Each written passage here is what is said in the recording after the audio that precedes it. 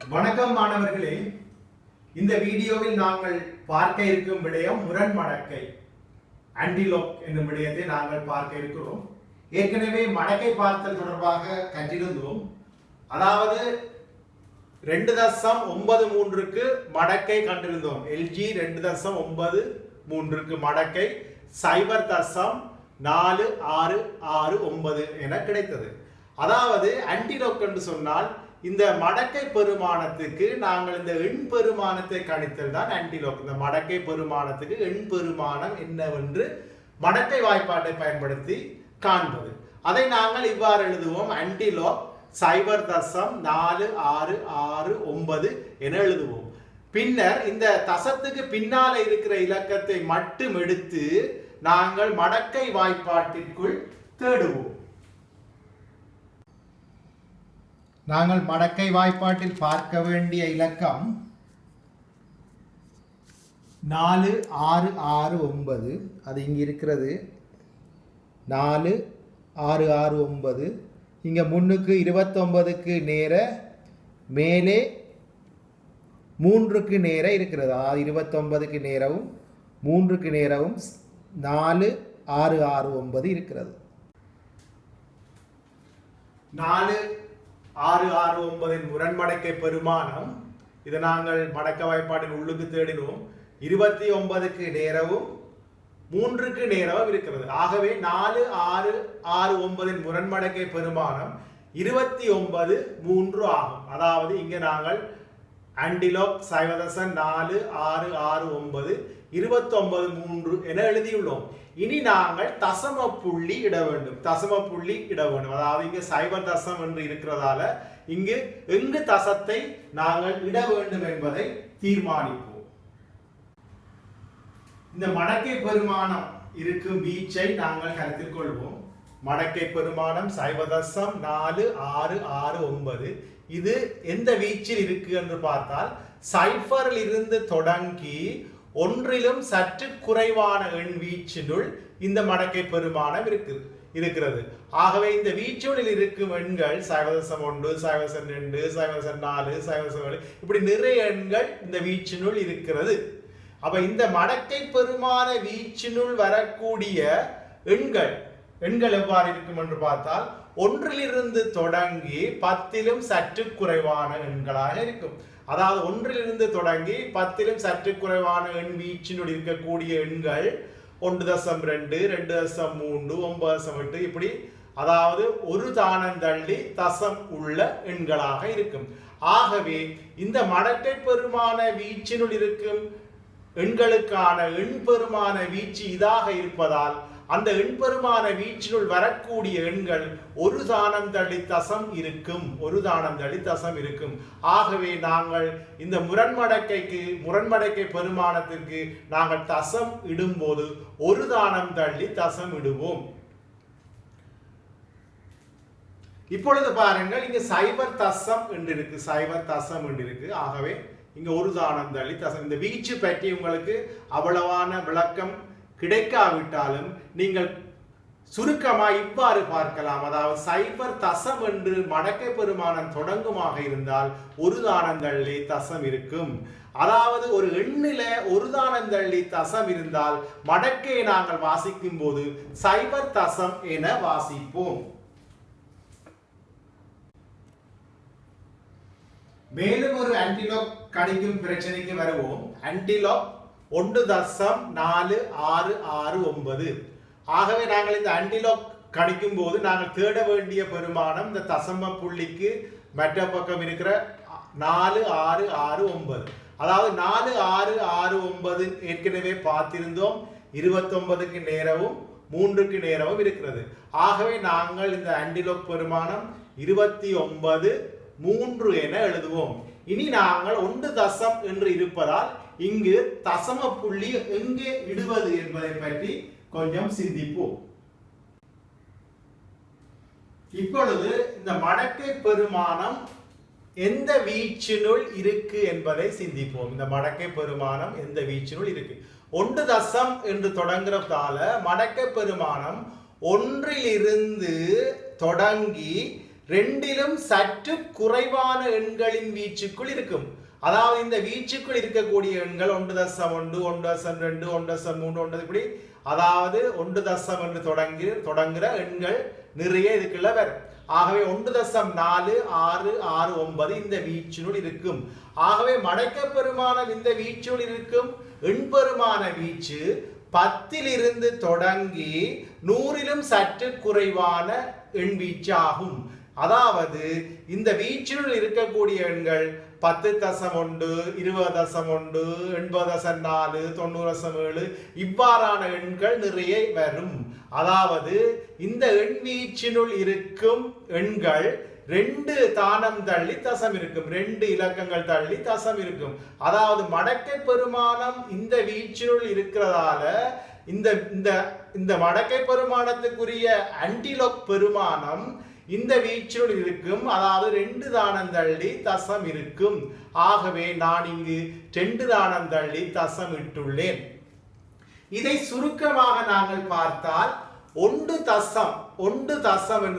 தசம் என்றிருந்தால் நாங்கள் ஆன்டிலோக் பார்த்து ஆன்டிலோக் பெருமானத்துக்கு 2 தானம் தள்ளி தசம் இடுதல் எங்களுக்கு பொருத்தமானதாக இருக்கும்.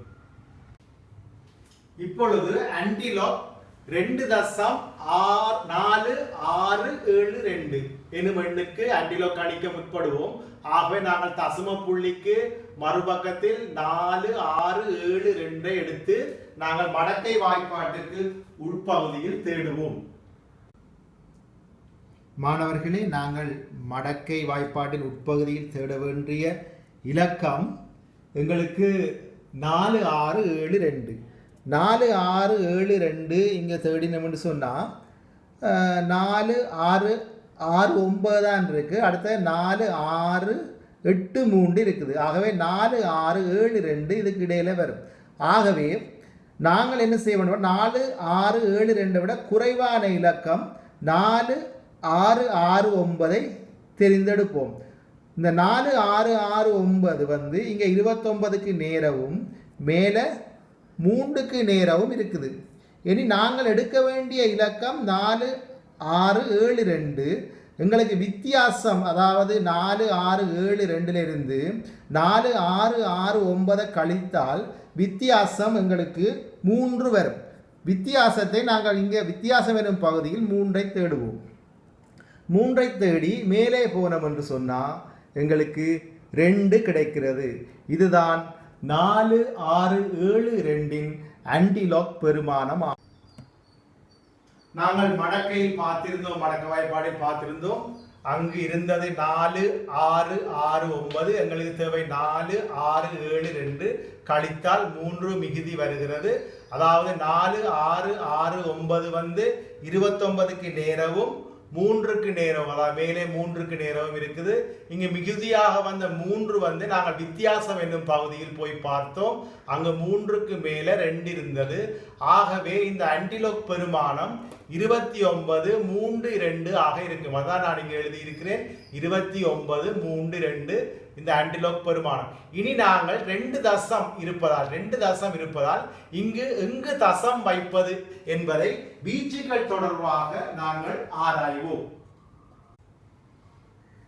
இப்பொழுது எண் வீச்சுகளை பார்ப்போம். அதாவது மடக்கை பெருமானம் 2.4672 என்பதால் இந்த எண் இருக்கக்கூடிய வீச்சு 2 தொடங்கி 3 சற்று குறைவான எண்களை கொண்ட வீச்சினுள் இந்த எண் இருக்கும். 2.4672 இந்த வீச்சினுள் இருக்கும்.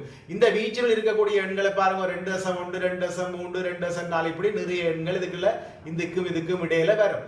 ஆகவே இந்த மடக்கை பெருமானம் இந்த வீச்சினுள் இருக்கிறதால இந்த வீச்சுக்குரிய எண் பெருமானம் 100 தொடங்கி 1000 சற்று குறைவான எண்களை கொண்ட வீச்சில இருக்கும். அதாவது இந்த மடக்கை பெருமானத்துக்கான எண் பெருமானம் 100 தொடங்கி 1000 சற்று குறைவான எண்களை கொண்ட வீச்சினுள் இருக்கும். இந்த வீச்சினுள் இருக்கக்கூடிய எண்கள் 101.2, 107.6 இப்படி அல்லது 879.7 பல்வேறு எண்கள், நிறைய எண்கள் இதுக்குள்ள வரும். ஆகவே எங்களுக்கு இந்த எண்ணுக்கு இந்த மடக்கைக்குரிய எண் பெருமானம் இங்கு இருப்பது போல் 3 தானம் தள்ளி தசம் பெறும். 3 தானம் தள்ளி தசம் பெறும்.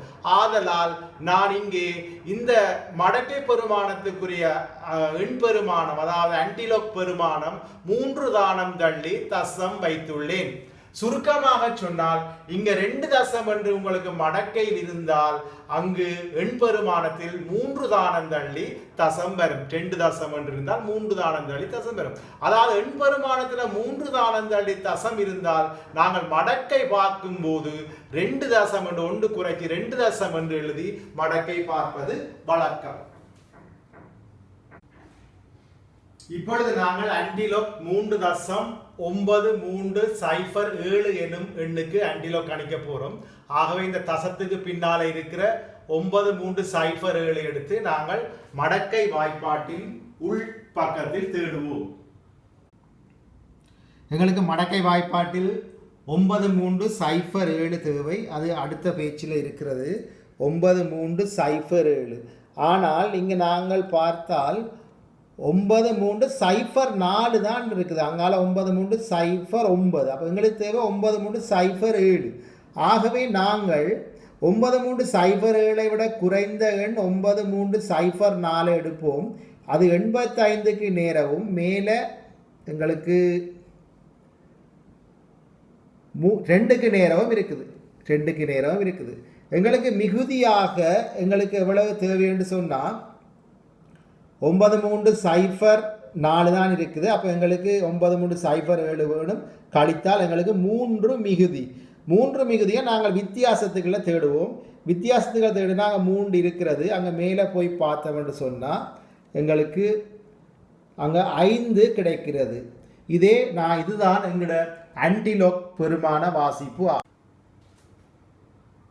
மாணவர்களே, எங்களுக்கு மடக்கை அட்டவணையை பார்த்தோம். 9307 எங்களுக்கு தேவை. ஆனால் இருந்தது 9304, வித்தியாசம் 3. இருந்த பெருமானம் இங்கு 85க்கு நேரவும் அங்கு 2க்கு நேரவும் இருந்தது. இங்கே வித்தியாசம் வித்தியாசத்தில் 5க்கு நேரம் இருந்தது. ஆகவே இந்த ஆன்டிலோக் பெருமான வாசிப்பு 85.25 என எழுதுவோம். 85.25 என இங்கே எழுதுவோம். இனி நாங்கள் 3 தசம் என்று இருப்பதால் இந்த எண்ணுக்கு எங்கு தசம புள்ளி இடுவது என்பது தொடர்பாக வீச்சுக்கள் தொடர்பான அறிவை வைத்து சிந்திப்போம். இங்கு மடக்கை பெருமானம் உள்ள வீச்சை பார்த்தீங்க. மடக்கை பெருமானம் 3.9307. இந்த மடக்கை பெருமானம் உள்ள வீச்சு என்னவென்று சொன்னால் 3லிருந்து தொடங்கி 4லும் சற்று குறைவான பெருமானங்களை கொண்ட எண் வீச்சு ஆகும். இந்த எண் வீச்சுக்கள் இருக்கக்கூடிய எண்கள் 3.1, 3.7, 3.9 போன்ற பல்வேறு எண்கள், நிறைய எண்கள் வரும். ஆகவே இந்த 3.9307 என்ற எண் இந்த வீச்சினுள் இருக்கும். இது மடக்கை பெருமானத்துக்குரிய வீச்சாகும்.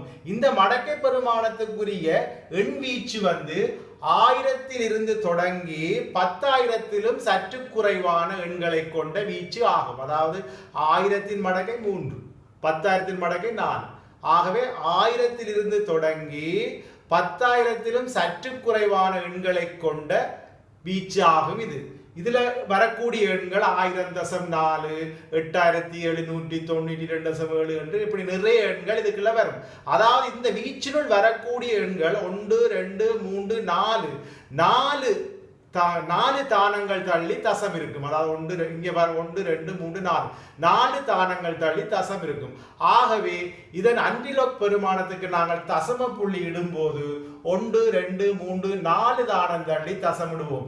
இங்கே 4 தானம் தான் இருக்கிறதால நான் தசத்தை போட்டு அங்கால சைவரை போட்டிருக்கிறேன். நீங்கள் சைவரை போடாமலும் விடலாம். அதாவது ஒரு முழு எண்ணாக இது இருக்கும். முழு எண்ணுக்கு தசம் பின்பக்கத்தில் இருக்கும். ஆகவே ஆன்டிலோக் 3.9307 ஆன்டிலோக் பெருமானம் 8525 தசம் என முடிவடையும். இதுதான் எங்களோட ஆன்டிலோக் பெருமானம் கணித்தல் என்ற சூத்திரம். பிள்ளைகளே, இந்த விடயங்களை நீங்கள் திரும்பவும் பார்த்து உங்கள் மடக்கை வாய்ப்பாட்டோடு ஒப்பிட்டு பாருங்கள்.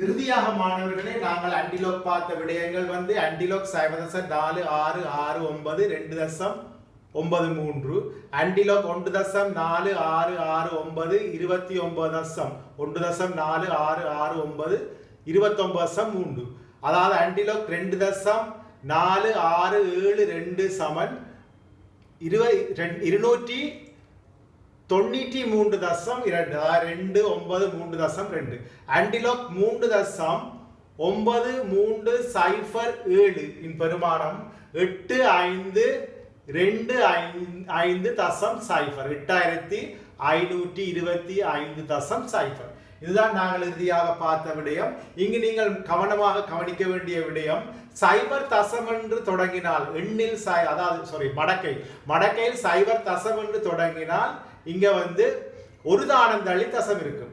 1 தசம் என்று தொடங்கினால் 2 தானந்தள்ளி தசம் இருக்கும். 2 தசம் என்று தொடங்கினால் இங்க 3 தானந்தள்ளி தசம் இருக்கும். 3 தசம் என்று தொடங்கினா இங்க 1 2 3 4 தானந்தள்ளி தசம் இருக்கும். ஆன்டிலோக் பார்க்கும்போது இப்படி நீங்கள் 0 தசம் 1 தசம் 2 தசம் 3 தசங்களை கருத்தில் கொண்டு இந்த தசங்களை இடலாம். இவ்வாறே மடக்கையை பார்க்கும்போது நீங்கள் இதை எண்ணாக யோசித்தால் ஒரு தானந்தள்ளி தசம் இருந்தால் 0 தசம் என்று போடணும். 2 தானந்தள்ளி தசம் இருந்தா 1 தசம் என்று போடணும். 3 தானந்தள்ளி தசம் இருந்தா 2 தசம், 4 தானந்தள்ளி தசம் இருந்தா 3 தசம். அப்ப இதுக்குள்ள மடக்கை பார்ப்பதற்கும் முரண்மடக்கை பார்ப்பதற்கும் தொடர்பு இருக்கிறது மாணவர்களே. இந்த தொடர்பை புரிந்து கொண்டு நீங்கள் மடக்கை வாய்ப்பாட்டுடன் ஒப்பிட்டு உங்கள் கற்றல் தேர்ச்சிகளை அடைந்து கொள்ளலாம். மேலும் இது போன்ற ஒரு வீடியோவில் உங்களை சந்திப்போம். நன்றி, வணக்கம்.